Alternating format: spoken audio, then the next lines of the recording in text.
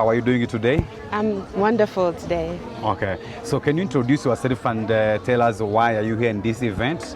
Yes. Jumbo, peace.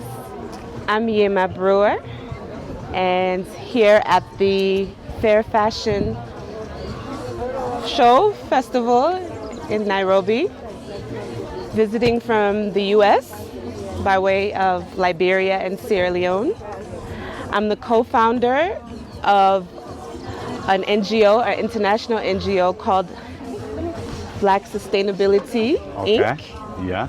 We host the Black Sustainability Network for people of African descent around the world that are in sustainability sectors, including green lifestyle, beauty, fashion, sustainable fashion, and the like.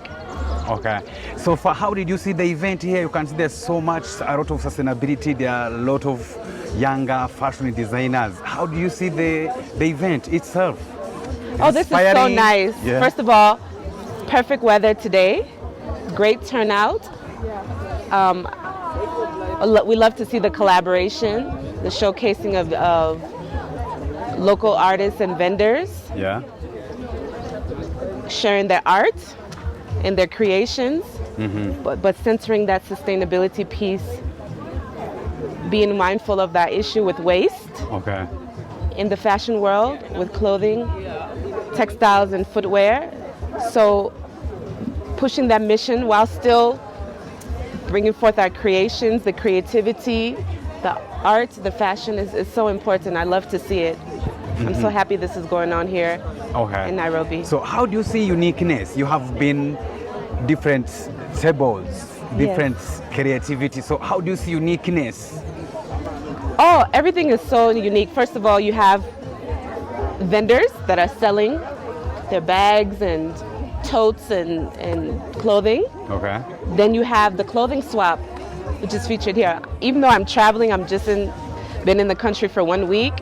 I brought some things to wear for meetings and outings, and some of them were old and some of them I saw need repair. I actually had an accident going to a meeting and ripped my pants. So I was like, this is great, I'm coming to this. I brought some items to donate that I've had it long enough. Oh, that's cool. And I picked some things. And then I also have someone behind me here helping repair 2 of my items. Okay. While on a trip. That's great. I'm so happy. So tell us more about Black sustainability. What is it? How is it connected with fashion? And how do these fashion designers will benefit from your organization? I'm sure you have made some contacts, some of them. Oh, yes. First of all, Black Sustainability Inc. again is a organization for Black people around the world that are practitioners of sustainability, professionally, vocationally, as a hobby, as a lifestyle. So you can check us out online, blacksustainability.org. We're on all the social media sites. We say we're all things black and green. This is one of our products actually we sell, eco-friendly products. This is one of our totes. We have water bottles and reusable food containers. Great things, you can check it out. So we live our motto in our brand. We're all things black and green. Okay. Love black, live green. Okay. In our network, we cover 12 areas of sustainability sectors, from agriculture to eco-building, renewable energy. This trip, I'm here with a member and a partner and some partners here, specifically for the green lifestyle, sustainable fashion subsector, or we call it industry house. Okay. And members of our network in this sector and other areas collaborate, network, work on projects together. We also work on projects with partners. So this trip to Kenya is an example of one of the projects that we're embarking upon with some members of our network that are subject matter experts. We're working with a woman also from the US that is a footwear fashion designer that chose to get into the sustainability side of things because she saw the amount of waste coming out of, all the shoes they were designing and selling, and some of those secondhand things and things going to the landfill. And so now moving into a space of circular economy. Did you know, I learned from her that there's some shoes where up to 109 components of the shoe can be salvaged and repurposed, sourced for other materials to be reproduced into something else, made into insulation and other uses, so it doesn't have to go all the way to the landfills. And it's coming to countries like Kenya, you know, where even from the Western countries in North America, Europe, are sending shoes and clothes here. And so it's an opportunity here with local partners, including shout out to Clean Up Kenya, who have been hosting us.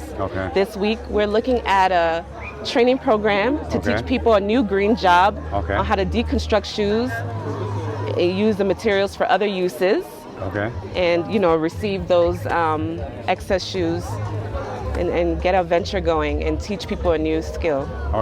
The last question, what advice will you send to African fashion designer when it comes on quality? You mentioned the US. Do you still think and convince that these designers we met here, they are the future of Africa? They will be able to sell their products in the US?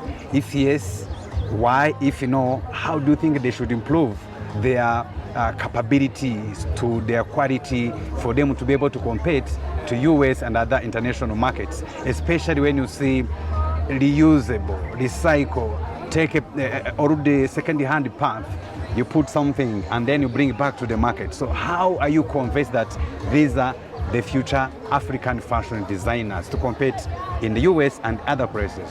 Africa is the future for everything across multiple sectors, no different with fashion.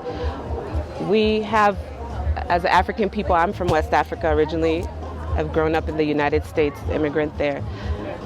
Creativity, we have the creativity. We should stay abreast of trends, study, do our research, but also always be authentic in what we do in our designs, our creative arts, all of that. We're in a time where we're in a global economy. There are still challenges, but this internet that you're watching me on creates a lot of opportunity. Even creatives, designers that are in the US and UK,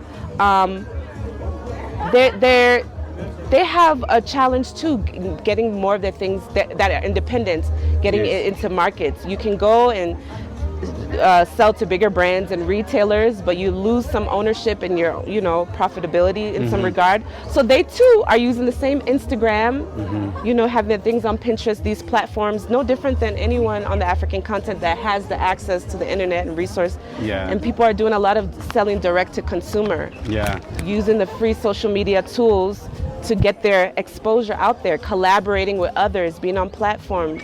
So yes, it's the same thing happening in those countries. So you take advantage, stay up with the trends, do your research, and make sure you're getting your art out there. Be careful though in this internet age with your intellectual property, your designs. We've heard about major designers stealing the designs, make it very similar to some of our independent artists. And so you have to be smart, but don't be afraid. Make use of the tools. Thank you so much. Yes, thank you. So now